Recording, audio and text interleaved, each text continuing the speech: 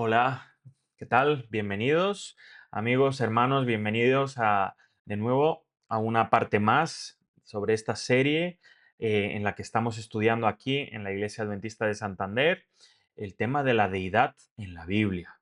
Cómo Dios se nos revela en la Biblia, cómo es Dios, ¿no? No es un tema simple, es un tema complejo porque pues, seguramente el concepto de Dios, ¿no? La manifestación de Dios, la revelación de Dios, es el tema más apasionante y que más complejidad que puede potencialmente tiene en la Biblia. Y lo hemos comprobado, ¿no? Porque hemos hecho tantas partes, esta ya es la decimoprimera, la parte número 11 de esta gran serie, y apenas hemos tocado una parte. Realmente el tema de la deidad es mucho más profundo.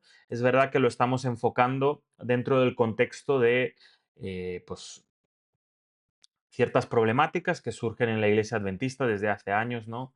En la que pues, hay algunos hermanos, y no solo hermanos, también esto ocurre en el mundo evangélico, en el que dicen pues, que la Trinidad no es bíblica, y pues nosotros como a modo de respuesta y que se vea cuán sólida es la Iglesia Adventista al respecto, ¿no? Bíblicamente, teológicamente, pues estamos trabajando en ello. Por eso aquí, pues el tema de hoy, como podéis ver ahí, la Trinidad en el Adventismo, vamos a estar hablando de eso, pero antes de entrar al tema os invito, como siempre, a estudiar sobre este tema por vuestra cuenta, ¿no? Lo mejor y lo que más se graba en el corazón y en la mente de una persona es lo que estudia por su cuenta, ¿no? En un estudio personal, con la palabra, evidentemente, como centro del estudio y por eso, para ayudar he preparado eh,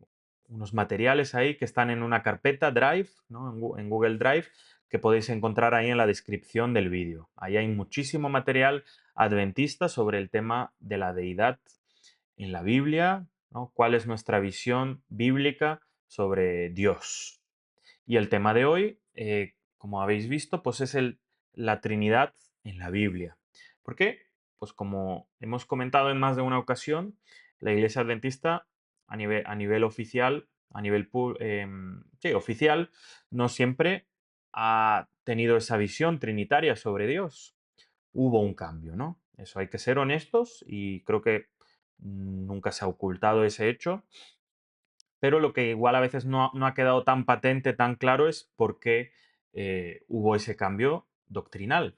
Ahora, hay una cosa muy bonita como protestantes y sobre todo como adventistas, es que nosotros no tenemos dogmas, ¿no? No tenemos definiciones definitivas, valga la redundancia, sobre una creencia, sino nuestro único credo es la Biblia. Entonces, como nuestro único credo es la Biblia, no hay ninguna declaración que podamos hacer que la vamos a considerar infalible.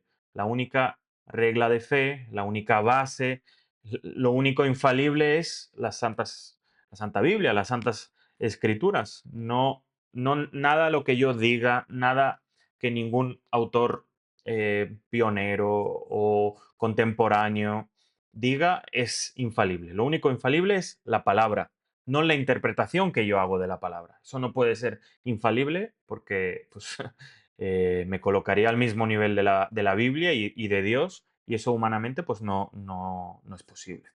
Así que, ¿por qué sufrimos o por qué hubo ese cambio en la iglesia adventista? Y hoy lo vamos a hacer con un enfoque un poco diferente al que suelo hacer. Hoy vamos a hacer una lectura de un libro. Lo he preparado ahí a lo largo de este PowerPoint para que me podáis seguir y vamos a ir analizando. Hace años hubo un devocional que preparó el autor George Knight, que es un historiador adventista, especialista en historia denominacional, ¿no? La historia de nuestra iglesia. Y dentro de ese devocional anual, ¿no? Durante 6 días trata el tema de por qué hubo un cambio en la visión respecto a la deidad o trinidad en la iglesia adventista. Entonces, cualquiera que tenga ese devocional por casa, porque es un devocional que mucha gente, muchos adventistas, ¿no? obtuvieron, ya que fue la matutina de un año entero, hace años, vamos a estar leyendo del 7 de octubre al 12 de octubre y corresponden ¿no? En este libro, a las páginas 287 a la 292. Y se me ha olvidado decirlo, el devocional, el título era A menos que olvidemos, ¿no? Que fue un repaso de la historia denominacional desde el principio hasta hoy en día, bueno, hasta el siglo XXI. Pero nosotros nos vamos a centrar en las 6 páginas que este autor hace un repaso de por qué hubo un cambio en el tema de la Trinidad. Hoy es solo un resumen general. Luego ya más adelante vamos a profundizar un poco más en algunos aspectos, ¿no? La visión de Elena White sobre este tema, la visión ah, adventista de la historia, de por qué hubo este cambio, pero hoy en día va a ser y además va a ser en base a este libro. Así que vamos a entrar ya al tema. Bien, ¿no? Él lo va a las 6 partes, bueno, 5 partes más una sexta, la titula Y la Trinidad, ¿no? Por tanto, id a hacer discípulos a todas las naciones, bautizándolos en el nombre del Padre, del Hijo y del Espíritu Santo, que es Mateo 28, 19. ¿Por qué hubo ese cambio en la iglesia adventista? Todo esto es literalmente estamos leyendo del libro y si veo oportuno, pues haré comentarios al respecto. Dice así el autor, George Knight. A muchos adventistas del séptimo día los toma por sorpresa el hecho de que la mayoría de los fundadores de nuestra confesión religiosa no podrían unirse a la iglesia de hoy si tuviesen que aceptar las 28 creencias fundamentales. Para ser más específico, habrían rechazado la creencia número 2 sobre la Trinidad porque eran antitrinitarios. Habrían rechazado la número 4 acerca del Hijo porque sostenían que el Hijo no era eterno y habrían negado la número 5 sobre el Espíritu Santo, porque para ellos el Espíritu Santo era una fuerza y no una persona. Fijaros que él entra directo al tema. No nos escondemos como adventistas de que hubo un cambio significativo al respecto de la visión trinitaria o antitrinitaria en un principio. Sigamos leyendo. En gran medida, la conexión cristiana había moldeado la interpretación que ellos tenían sobre estos puntos. En 1835, Josué Himes, un pastor destacado de los conexionistas, escribió que al principio los creyentes de la conexión generalmente eran trinitarios, pero se habían alejado de esa creencia cuando consideraron que no era bíblica. Himes observó que solo el Padre no tiene origen, es independiente y eterno. Por lo tanto, necesariamente, Cristo tuvo origen, era dependiente y llegó a la existencia por el Padre. Los conexionistas también propendían a ver al Espíritu Santo como el poder y la energía de Dios, esa santa influencia de Dios. Así que, ¿veis? Esta era la visión que tenía Conexión Cristiana al principio del siglo XIX sobre la Trinidad, ¿no? La habían rechazado porque decían que no era bíblica y que el Padre, Dios el Padre, era el único que no tenía origen, ¿no? Era independientemente eterno. Ahora bien, como venimos estudiando en esta serie, sabemos que esto, esta declaración no es infalible, ni siquiera tiene por qué ser bíblica, ¿no? Lo único, esto lo voy a repetir mucho, lo único infalible es las sagradas escrituras, no mi visión sobre las sagradas escrituras. Yo puedo errar. Ahora, ¿cuándo uno puede estar seguro? ¿No? Esto es un poco tema de hermenéutica, de interpretación de la Biblia, cómo uno puede estar seguro que lo que estudia y que lo que cree es verdadero y no se está equivocando, porque yo me imagino que ningún cristiano honesto, ningún creyente honesto tiene ganas de errar en nada. Ahora, hay creyentes que pueden decir, mira, esto me da igual, eso es otro tema, em, pero bueno, ahí está, ¿no? Eh, Quizás lo dejamos este tema para otro vídeo, ¿no? Cuál es la metodología correcta, cómo podemos estar seguros, pero sin embargo, siempre hay que tener esto en mente. La declaración acerca de algo no es definitivo, no, bueno, no ha de ser definitivo ni es infalible. Solo las sagradas escrituras son infalibles. Porque a veces confundimos, ¿eh? Pensamos que porque yo digo algo de la Biblia es infalible. No, la Biblia es la infalible, no yo. Ni yo ni cualquiera, ¿eh? Así que, por eso, cuando leemos esto de este pionero, podríamos decir, milerista y adventista, pues no pasa nada que él tuviera esa visión, pero no, nunca vamos a tratar a la tradición, entre comillas, que tenemos como adventistas como infalible, ¿no? Porque pues sería caer en el error católico de tratar la tradición como al mismo nivel o igual de igual de relevante que las Sagradas Escrituras. Bien, sigamos leyendo. José Bates, Jaime White y otros adherentes conexionistas llevaron esas creencias al adventismo sabatario, ¿no? Estos pioneros venían de Conexión Cristiana y trajeron desde Conexión Cristiana esa visión antitrinitaria. Y claro, además se trata de Bates, de White, pues es decir, eran junto a Elena White, pues los más relevantes, sobre todo del siglo XIX o de la primera generación. Aunque Elena White vive un montón, entonces ella eh, sobrevive o llega a ver varias generaciones de adventistas. Bueno, White, por ejemplo, sigamos leyendo, White, por ejemplo, se refirió a la Trinidad en 1846 como ese antiguo credo trinitario no bíblico. Y en 1852 como ese antiguo absurdo trinitario, ¿no? Tenía una visión muy opuesta a la Trinidad. Andrews compartía las creencias de Jaime White. En 1869 escribió: "El Hijo de Dios tenía a Dios como Padre, y en algún punto de la eternidad del pasado tuvo un comienzo de días", ¿no? Esto, pues, básicamente está diciendo que Cristo, el Hijo de Dios, eh, era alguien creado.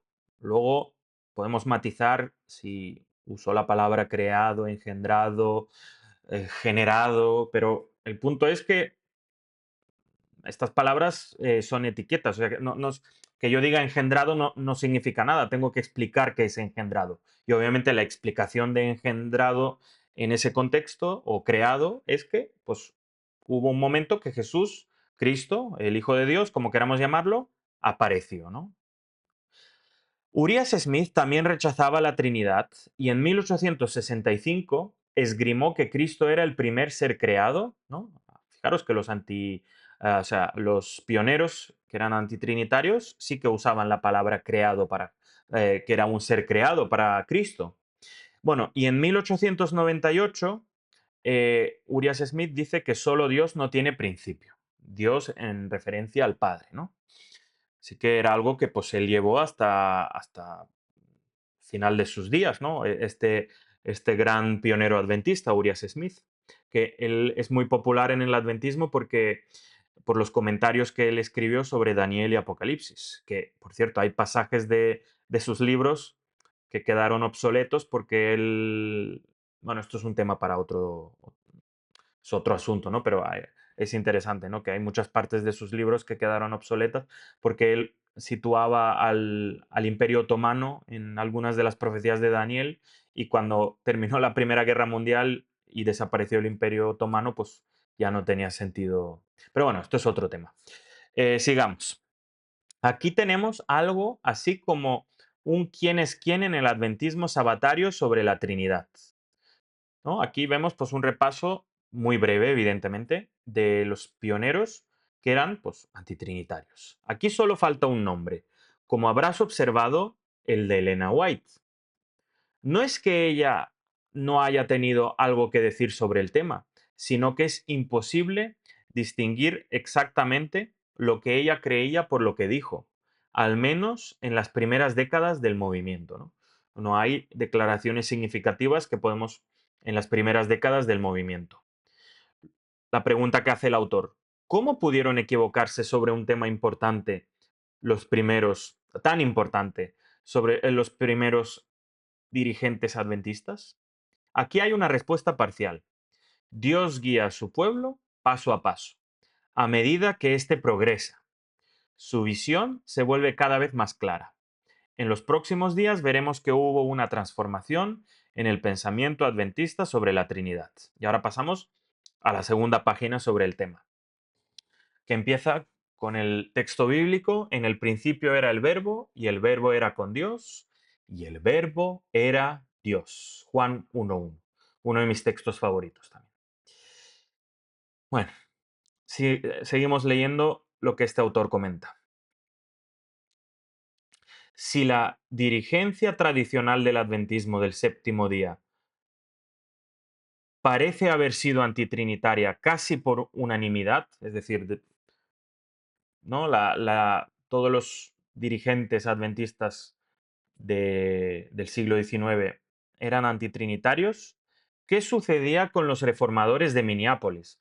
Aunque aquí no lo explica porque esto en el libro que estamos leyendo hablan previamente de este tema, pero los reformadores de Minneapolis fueron en concreto dos pastores adventistas llamados Wagoner y Jones, y ellos pues digamos que trajeron de vuelta a Jesús. Obviamente Jesús, ¿no?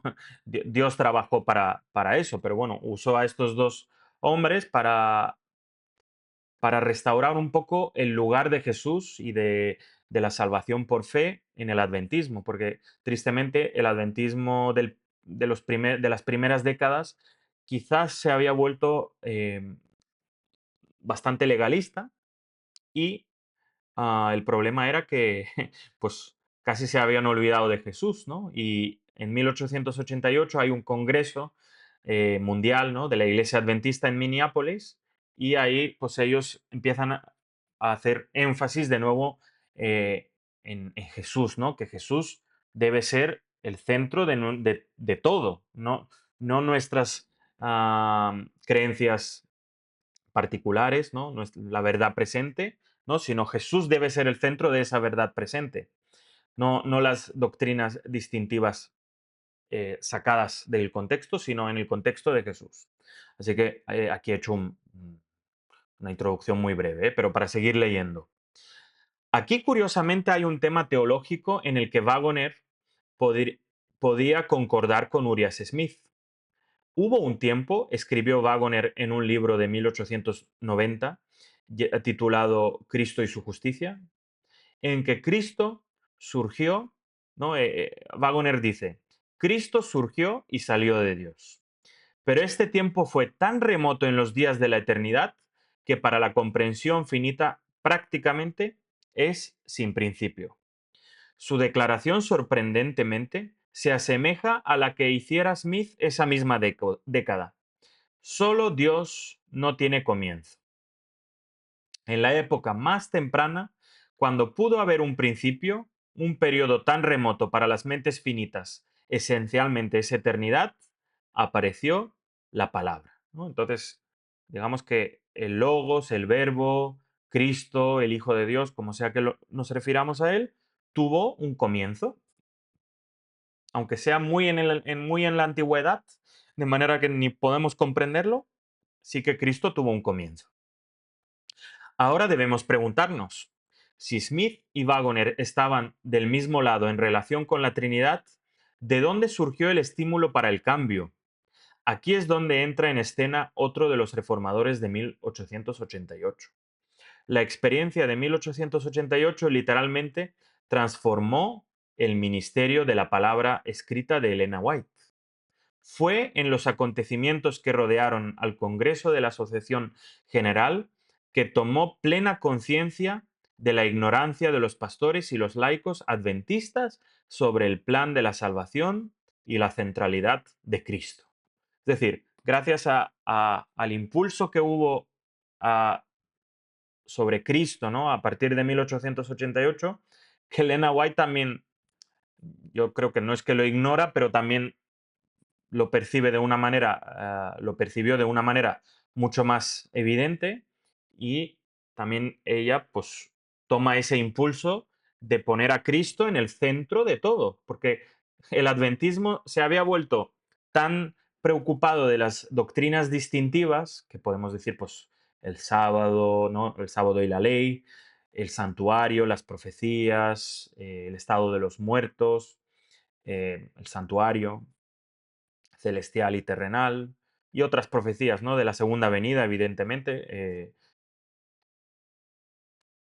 que el adventismo había dejado de ser cristiano. O sea, casi eran más importantes esas doctrinas distintivas, que era el centro del adventismo, y en parte lo es, ¿no? Porque pues, apreciamos nuestras doctrinas distintivas, pero se había perdido la visión de Cristo. Y Elena White, cuando se percata de esto,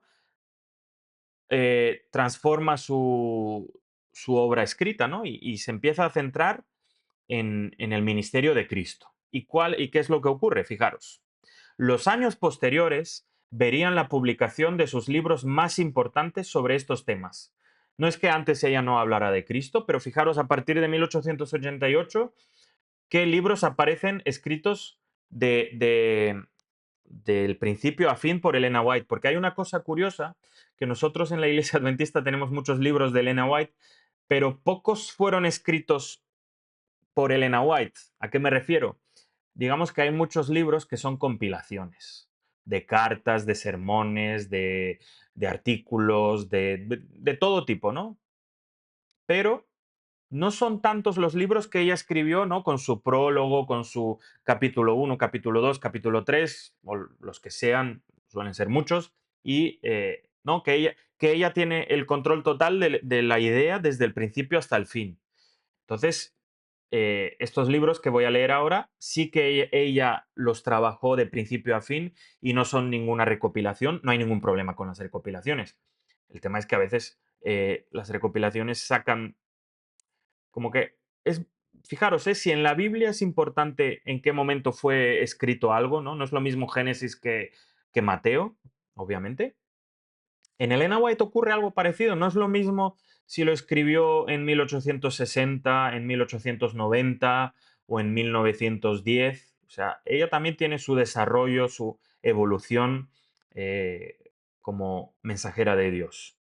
Así que, pues, con esto en mente, ella escribe unos libros de principio a fin, que son, en 1892, el clásico El Camino a Cristo, ¿no? Que todavía, pues, lo repartimos mucho de forma evangelística.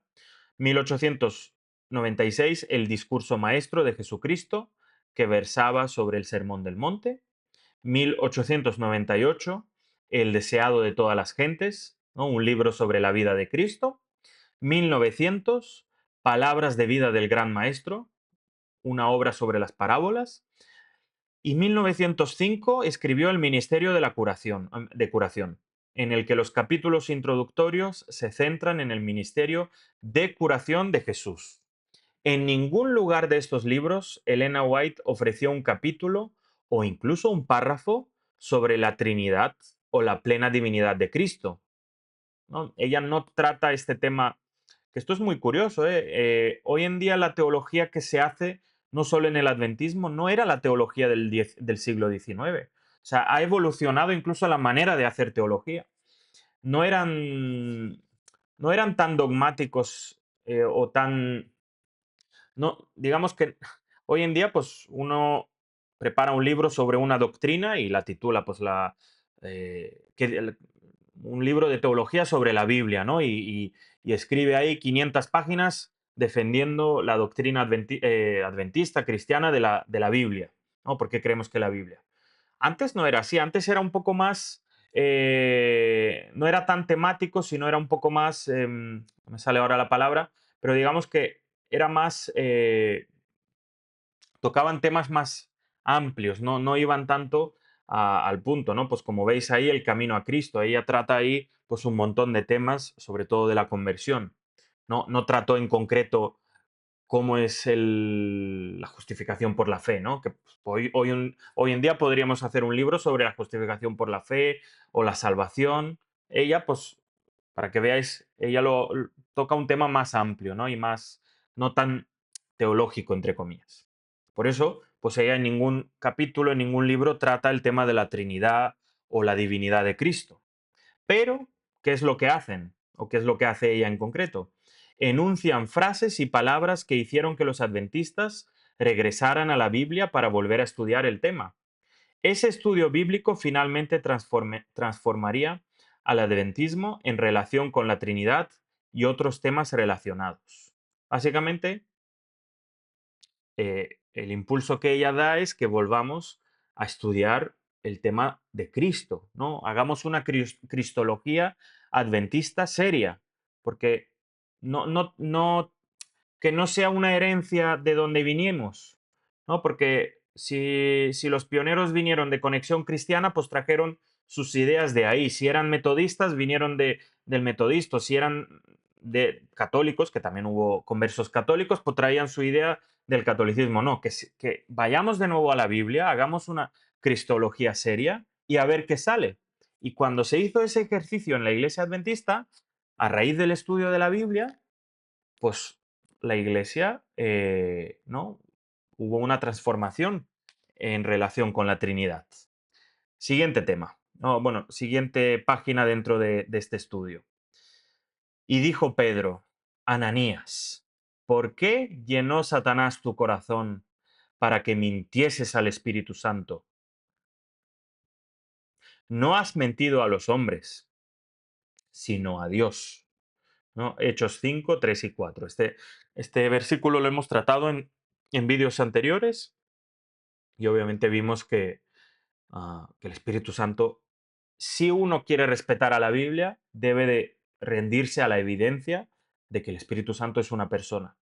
Si no, lo que se hace es pues una suerte de distorsión tremenda a la Biblia, que ¿no? En el que pues, uno quiere forzar la idea de que el Espíritu Santo es una energía, es un poder, que también a veces la Biblia trata el espíritu, ¿no? El concepto de espíritu como eso, pero el Espíritu Santo, sobre todo en el Nuevo Testamento, nos revela ampliamente que es una persona y es además Dios. Y bueno, ahora seguimos con la lectura de la página 3 de este tema. A pesar de la claridad de la Biblia sobre el tema, el adventismo primitivo no había reconocido la personalidad y la plena divinidad del Espíritu Santo. Esto tuvo consecuencias desastrosas para la Iglesia a finales del siglo XIX. Y todavía, para mí, el no reconocer la personalidad y plena divinidad del Espíritu Santo en una persona, o sea, un cristiano que rechaza eso, normalmente tiene consecuencias negativas. No voy a entrar a más allá porque pues, alguien se puede sentir herido o cualquier cosa, pero no lo digo por nadie. Pero para mí, personalmente, el rechazar la personalidad y plena divinidad del Espíritu Santo es un error muy grande para cualquier cristiano. Bueno, seguimos leyendo ahí el segundo párrafo. Pero primero debemos reconocer que en la década de 1890 quizás se escribió más sobre el Espíritu Santo y sobre Cristo que en cualquier otra década de la historia adventista. Es decir, se retomó el tema más seriamente y se volvió a estudiar qué es lo que dice la Biblia sobre el Espíritu Santo y sobre Cristo de verdad, ¿no? No traigamos temas reciclados de otras iglesias, de otras denominaciones. Que esto es lo que hicieron los pioneros en el tema de la deidad. Trajeron los temas, trajeron la visión, hemos visto, desde Conexión Cristiana. No hubo un estudio específico del tema en el adventismo.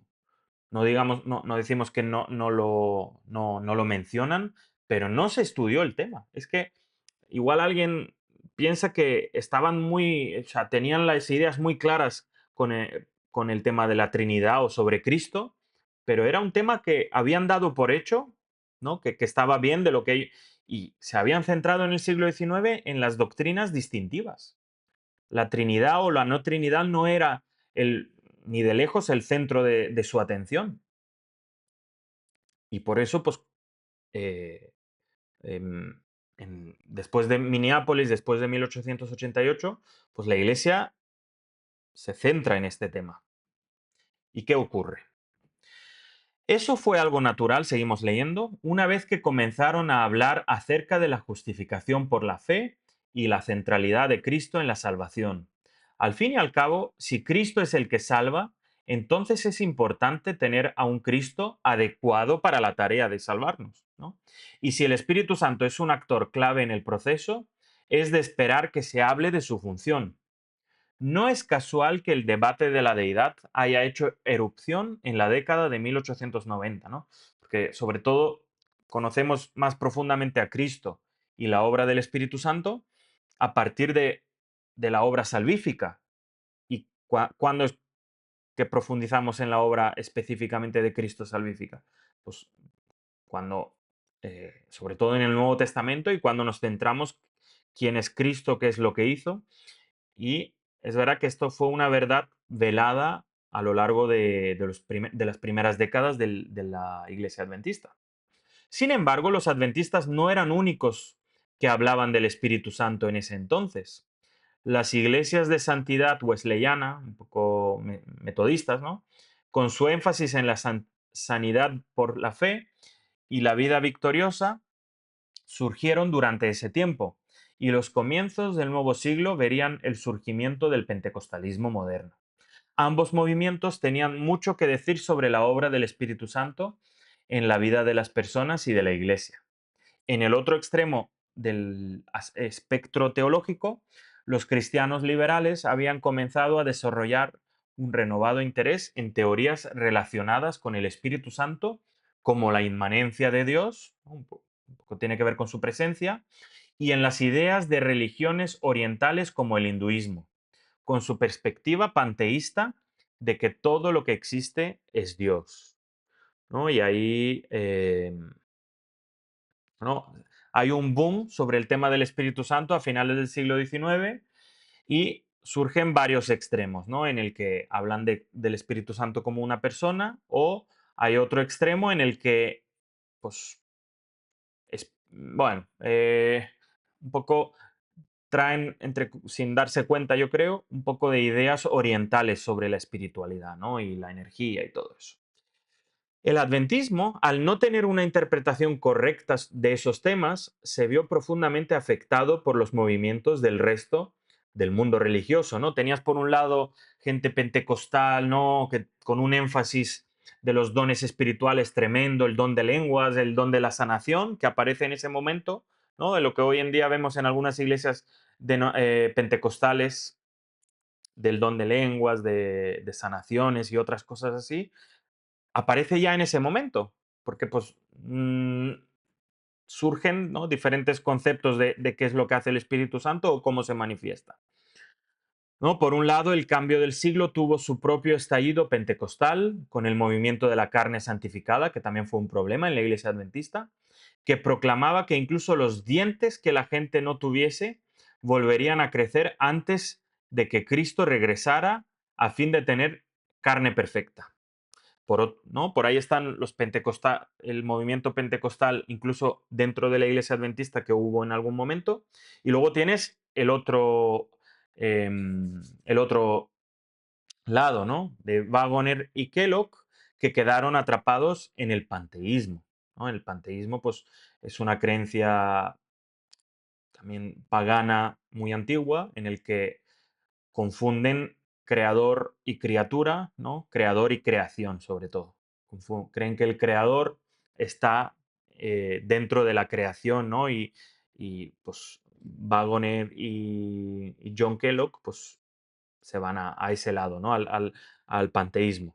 Wagoner afirmó en los congresos de la Asociación General de 1897 y 1899 que Cristo aparecía como un árbol y que un hombre puede conseguir la justificación al bañarse si sabe de dónde proviene el agua, ¿no? Porque entienden que Dios está dentro de, de la naturaleza, ¿no? Algo que pues pensaríamos más, ¿no? Que esas creencias vienen del hinduismo o que eran las creencias de los indígenas de América del Norte, ¿no? Con sus que los espíritus, ¿no? Moraban en la naturaleza, pero esa no es la visión bíblica del Espíritu o del Espíritu Santo, ¿no? Entonces, pues tienen una confusión tremenda. ¿no? Hablamos de confusión. Había una confusión y como la Iglesia Adventista no tiene una comprensión clara sobre el Espíritu Santo, cuando entra el panteísmo y el pentecostalismo, pilla un poco a contrapié a la Iglesia Adventista, ¿no? Pero en ese contexto, Dios guió al adventismo en su próximo paso en la senda progresiva de la verdad presente. Dios tenía un mensaje para su pueblo sobre la deidad, pero éste necesitaba estudiar la Biblia para descubrirlo. Cuarta parte, ¿no? Cuarto día de estos 6 que estamos estudiando. Mas del Hijo dice, tu trono, oh Dios, por el siglo del siglo, centro de equidad, es el centro de tu reino. Hebreos 1:8. De nuevo, ¿no? Este tema, este versículo, sí, lo hemos tocado en el pasado, en los anteriores vídeos, y de nuevo, el Padre habla del Hijo llamándolo Dios. Y de nuevo volvemos al principio bíblico de que hay una clave hermenéutica, hay una norma hermenéutica, que dos versículos no se contradicen. ¿No? No hay un texto que contradice al otro. Si uno cree que eso ocurre, que hay una contradicción aparente, es porque uno de los dos versículos, o los dos también, no tiene una comprensión correcta. ¿No? Entonces, cuando a veces se habla del Hijo eh, como Dios, uno dice, ah, bueno, está bien, Dios creó un hijo divino. El problema es que, entonces, ¿qué hacemos con esos textos de la Biblia que dice que Dios es eterno? No los aplicamos al Hijo de Dios, al azar. ¿No? A Dios el Padre los aplicamos, al Hijo de Dios no los aplicamos sobre la eternidad. No es serio. Uno lo puede hacer, pero no tiene un estudio de la Biblia serio cuando hace eso.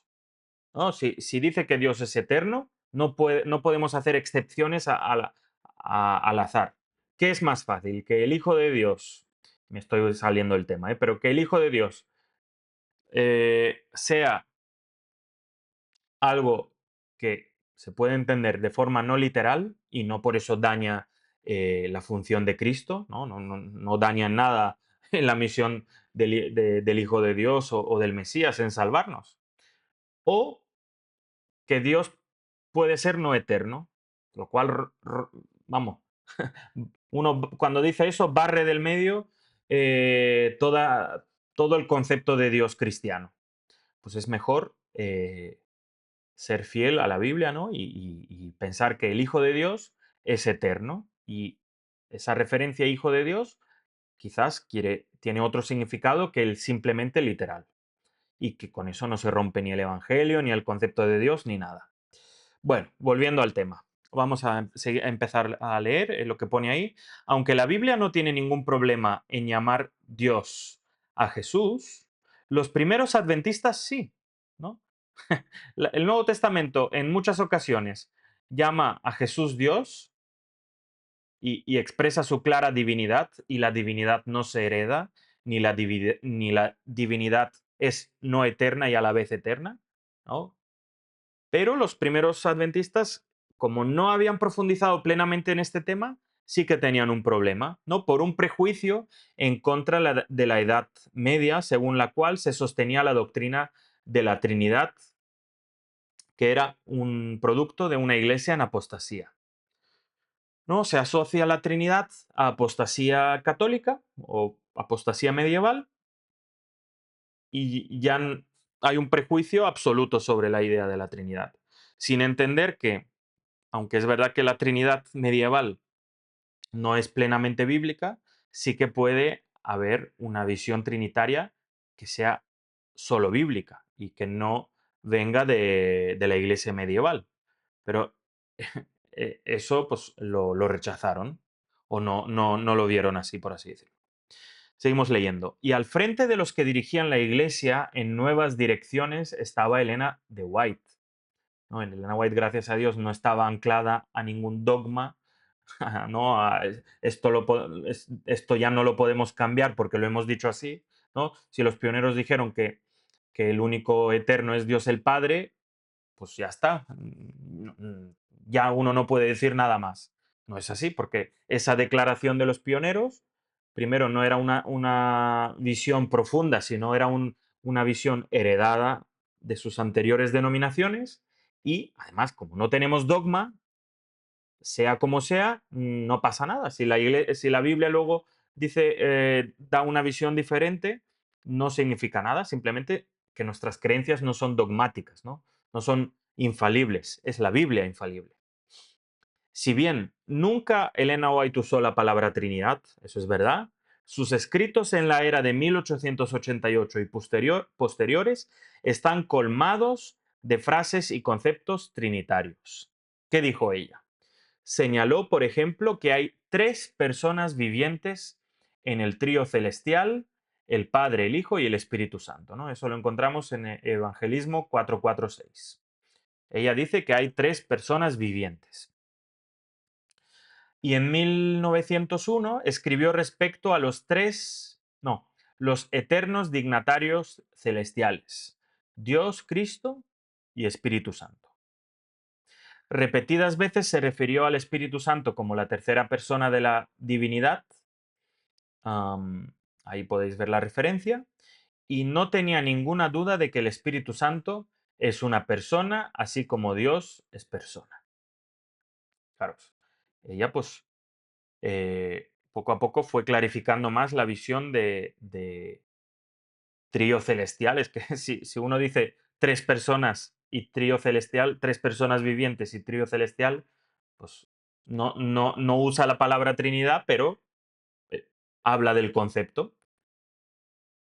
En cuanto a Cristo, Elena de White avanzó infinitamente más allá que Waggoner Smith y la mayoría de otros adventistas de su época, cuando describió a Jesús no solo como igual a Dios, sino como el Hijo eterno y existente por sí mismo. Había estado con el Padre por toda la eternidad. Ella, pues, ya en su ministerio bastante avanzado, pero eh, declara, ¿no?, que Cristo es eterno, lo cual es obvio, o sea, es bíblico, porque si Cristo es Dios, ha de ser eterno. No hay una divinidad no eterna. Y eso, pues, si alguien quiere probar que la divinidad o la deidad puede ser no eterna, pues adelante, que lo pruebe desde la Biblia, pero yo creo que em, haría como hacían los fariseos, ¿no? Torcer las escrituras, como Jesús decía, y no pasa nada. O sea, pero no se puede probar eso, evidentemente. Lo que sí que se puede probar es que Dios es eterno y si Dios el Padre, nos referimos a Él, es eterno, Dios el Hijo de Dios es eterno y el Espíritu Santo, que es Dios, es eterno. Quizás la declaración más controvertida y sorprendente de la señora de White para los adventistas de 1890 fue una frase que apareció en su libro sobre la vida de Jesús, ¿no?, El deseado de todas las gentes, en la que ella señala que en Cristo hay vida original, que no proviene ni deriva de otra. Eso está en la página 489 del deseado de todas las gentes. Esa declaración tomó por sorpresa a la iglesia y algunos se preguntaban si ella había abandonado la fe, ¿no? Porque cuando ella publica eso, los adventistas leen que en Cristo hay vida original, que no proviene de otra, ni del Padre, porque Él es Dios en sí mismo, y algunos dirán, oye, ¿será que Elena White ha apostatado como Waggoner o como Kellogg? ¿No? Ahí hay un poco de run run. ¿Cómo ella puede decir que hay vida original en Cristo? Cuando no hay vida original. Porque esto lo leía en una página web antitrinitaria que hablaban sobre esta cita y decían, sí, porque el Padre le dio esa vida original que no deriva de otra. Y tú dices, pero ¿no ves que lo contradictorio? O deriva de otra o no deriva de otra. No puede haber una vida derivada no derivada. O sea, o prestada no prestada. No, si Elena White dice, es una declaración demasiado clara para ignorarla. Eh, y si hay otras citas que parece que diga lo opuesto, de nuevo, em, el debate no se soluciona haciendo que Elena White se contradiga a sí misma. sino haciendo un estudio histórico, en qué momento dijo esa cosa, en qué contexto. Hay muchas citas eh, que son sacadas de sermones a veces, sermones que pues, no es lo mismo un sermón que la palabra escrita, ¿no? Y a veces hay citas que se usan así a diestro y siniestro y son de sermones escritos, que no hay ningún problema, ¿no? Pero, bueno, la cita es clara. En Cristo hay vida original que no proviene ni deriva de otra. No podemos tener duda de que Elena de White estaba a la vanguardia de los que intentaban cristianizar el adventismo en su acercamiento a la deidad, ¿no? Tristemente, el adventismo del siglo XIX se había casi hecho no cristiano. Pero es fundamental tener en cuenta que ella nunca resolvió ningún problema y que nunca elaboró una teología de la Trinidad, sino que salpicó sus escritos con declaraciones que llevaron a pastores y miembros de iglesia a volver a la Biblia y reestudiar el tema por su cuenta, ¿no? Además, ella siempre decía eso: cuando hay algo que no está claro, volved a la Biblia, estudiar la Biblia. Ella es nuestra única regla de fe, infalible y todo lo que... Además, Elena White eh, siempre está restringida, entre comillas, por la Biblia. Ella no puede decir algo en contradicción a la Biblia.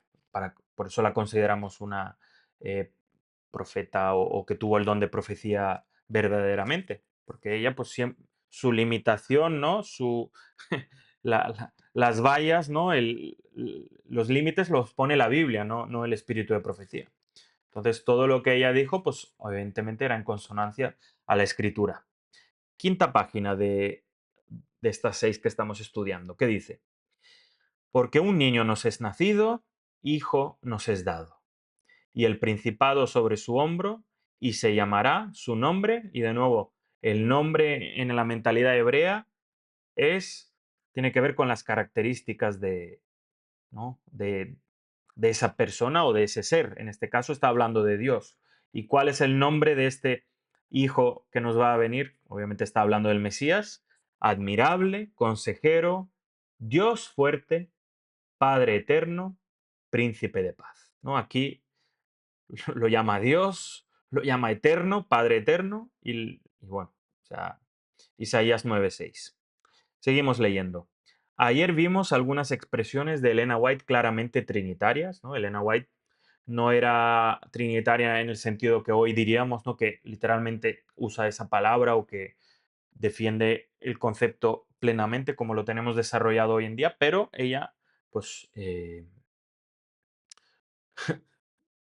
digamos que ella fue la primera en el adventismo que crea esa plataforma trinitaria sobre la que luego se construye eh, firmemente ya la creencia bíblica de la Trinidad, ¿no? Ella la habilita, porque ella pues podía haber sido muy clara y decir el Hijo de Dios es creado, engendrado, lo que sea, y tiene un origen, y hoy no seríamos trinitarios, pero ella hace lo opuesto. Ella aplica sobre Cristo el concepto de eternidad, de que tiene vida en sí mismo, el concepto de que el Espíritu Santo es persona. Entonces, por eso pues, decimos que Elena White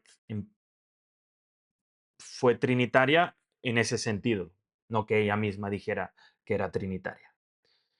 Especialmente problemática para muchos era la declaración del deseado de todas las gentes de que en Cristo hay vida original que no proviene ni deriva de otra. Esto fue problemático, esto fue un shock para muchos de esa época. No fue en plan, bueno, esto siempre lo hemos creído. No, la mayoría que leyeron eso, que eran adventistas, que conocían la teología de los pioneros, esto les chocó porque esto no hubieran estado de acuerdo ninguno de los pioneros que hemos hablado antes.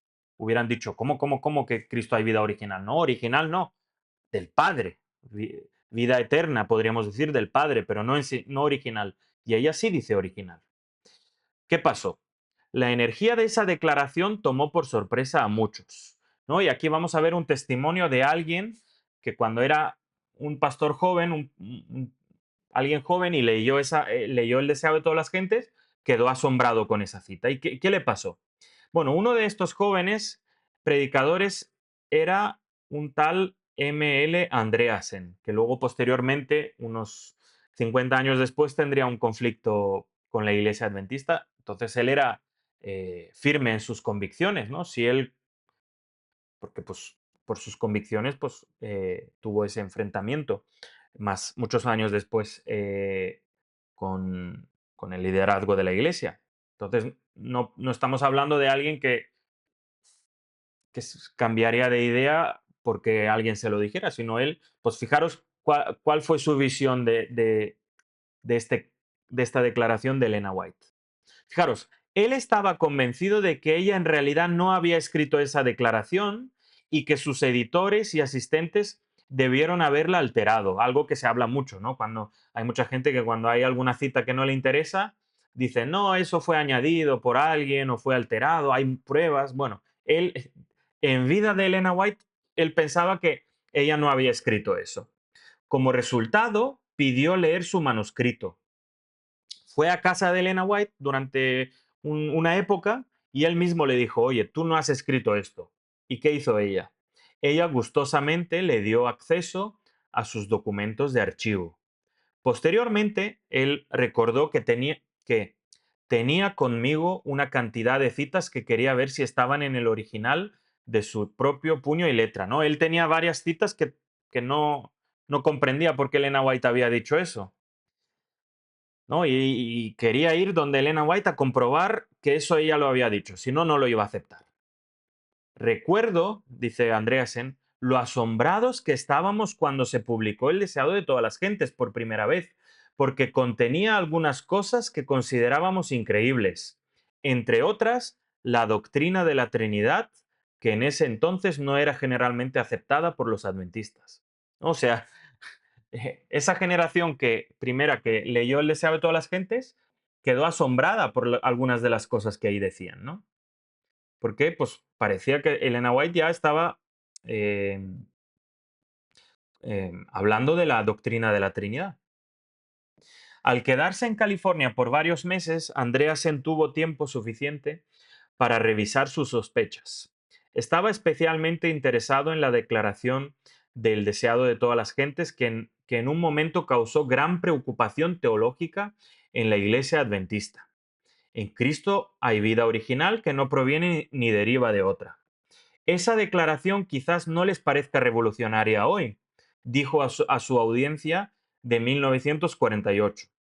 Pero para nosotros sí lo era. Era sorprendente decir algo así. Casi no lo podíamos creer.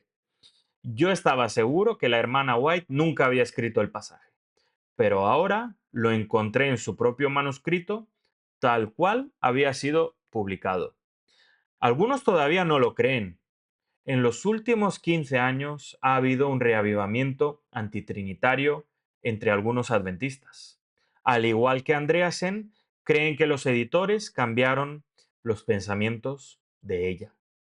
Por cierto, eso no dice mucho de su conocimiento de Elena White. Ella sabía en lo que creía y podía mantenerse firme en cualquier desacuerdo con los editores o incluso con los administradores de la Asociación General, como vimos en 1888. Sus asistentes podían modificar sus palabras exactas, pro- proporcionando sinónimos, pero no sus pensamientos. La recuperación de la idea de la Trinidad en el adventismo fue un paso más en la conducción progresiva de Dios hacia una comprensión más plena de la Escritura. Y última parte, la Trinidad en retrospectiva, ¿no? La gracia del Señor Jesucristo, el amor de Dios y la comunión del Espíritu Santo sean con todos vosotros. Amén. Segunda de Corintios 13:14. Esas fueron las palabras finales en la segunda carta a los Corintios, una declaración que transmite a todos los lectores de la Biblia la identidad de los miembros de la deidad: el Padre, el Hijo y el Espíritu Santo.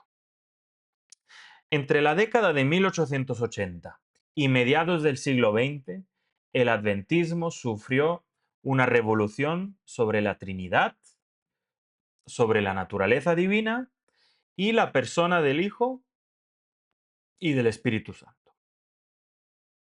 Elena de White, como vimos, dirigió al adventismo en la nueva dirección, pero sus declaraciones no originaron la revolución, sino que incentivaron a otros adventistas a explorar la Biblia por sí mismos sobre esos temas. Pero aún así no se produjo un cambio rápido. De hecho, llevaría varias décadas. Un ejemplo de ello fue el Congreso de 1919, el Congreso Bíblico, patrocinado por la Asociación General, que tuvo un debate abierto sobre la Trinidad que puso nerviosos a algunos. Un destacado pastor declaró: "No he podido aceptar la supuesta doctrina de la Trinidad.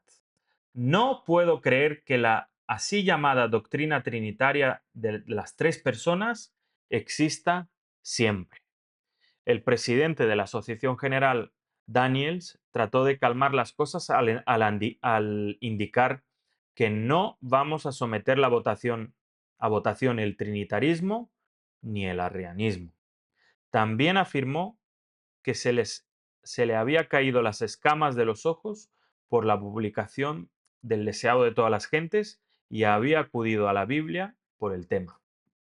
En la primera declaración de las creencias fundamentales de la Iglesia, esta asumió una postura trinitaria ya en 1931, casi 100 años, ¿no? Desde que, desde que la Iglesia oficialmente eh, incorpora eso a las creencias fundamentales. Eso no significa que todos estuvieran de acuerdo, evidentemente. Hubo baches antitrinitarios que permanecieron hasta la década de 1940, pero para la de 1950, la Iglesia en su conjunto compartía la misma opinión sobre la Trinidad, ¿no? Había un consenso mundial. Por esa razón fue sorprendente ver un reavivamiento antitrinitario. Algunos de los apóstoles de esa doctrina, bueno, me atraparon, ¿no? Eso habla el autor de George Knight, del que hemos estado leyendo hoy. Dice: algunos de estos antitrinitarios me atraparon en un callejón oscuro en el Congreso de la Asociación General de Toronto en el año 2000. Les pregunté: ¿por qué creían que su postura era verdadera? Y ellos respondieron: porque era la postura de nuestros fundadores. Esa lógica nos llevaría a comer cerdo y a guardar el día de reposo desde las 6 de la mañana hasta las 6 de la tarde. O bueno, desde las 6 de la tarde hasta las 6 de la tarde, disculpad. La tradición, respondí, era una buena postura para una iglesia medieval, pero no para un movimiento cimentado en la Biblia. Eso se resolvió en la década de 1840 y se reiteró en la era de 1888. La única tradición que cuenta es que el adventismo es el pueblo del libro, ¿no? La bella Biblia es nuestro único credo, nuestra única tradición, ¿no? Por muy amados que sean, por muy respetados que sean, los pioneros no fueron infalibles ni tuvieron plena luz de todo. Ahora, ocurre algo que no hemos resuelto con este vídeo. ¿No? Ha habido varios temas que hemos tocado hoy por encima, que trataremos más adelante en otros vídeos, ¿no? Significa que si los pioneros se equivocaron en algo tan esencial, pues entonces, ¿cómo podemos tener fe en ellos? Bueno, evidentemente, esto es un tema más amplio que tocaremos más adelante, ¿no? ¿Qué ocurre con la verdad presente? ¿Qué ocurre con la iglesia, ¿no? Tanto si estuvieron equivocados los pioneros como si estuviéramos equivocados hoy nosotros, ¿no? Porque como iglesia, esto tiene una gran relevancia. No es cualquier cosa el andar en el error, ¿no? En apostasía, entre comillas, si lo queremos ver así, no es cualquier cosa, es un tema serio. Entonces, sea cual sea la opción, que los pioneros estuvieran errados o la iglesia actual, la resolución primero ha de ser bíblica y luego eh, no con ideas preconcebidas, diría, o usar argumentos como la tradición, ¿no? Es que si lo dijo Jaime White, pues ya, pero nosotros no tenemos ese concepto de la teología, ¿no? El que si lo dijo un padre de la iglesia, ¿no? La tradición adventista, pues es lo que cuenta hoy. Algunos críticos, en su intento de desacreditar a la iglesia adventista, afirman que los adventistas cambian de doctrina constantemente para tapar los errores cometidos, ¿no? Sin embargo, no toman en cuenta que los adventistas no son dogmáticos y no les acreditan el concepto de la verdad progresiva. Y así como los discípulos no comprendían claramente la misión de Cristo e incluso su divinidad, al principio se cumplió en ellos lo que dice en Proverbios: la senda de los justos es como la luz de la aurora que va en aumento hasta llegar al pleno día. Así que, queridos hermanos, hasta aquí lo dejamos por hoy.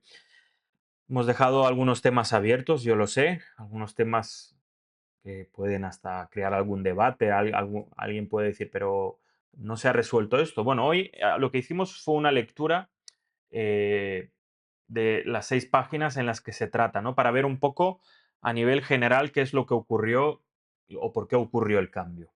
Pero bueno, ya iremos profundizando más en detalle de por qué la Iglesia Adventista pasó de ser antitrinitaria a trinitaria, y la clave es la Biblia, no la palabra de hombre, que pues a veces podemos decir algo que puede ser un error, y en otros momentos también. Así que bueno, gracias por haber estado ahí en otro vídeo que se nos ha alargado un poquito, y más adelante, en los próximos días, las próximas semanas, seguiremos tratando este tema tan bello y tan interesante que tenemos. Así que bueno, que Dios os bendiga, cuidaros y nos vemos en la siguiente. Hasta luego.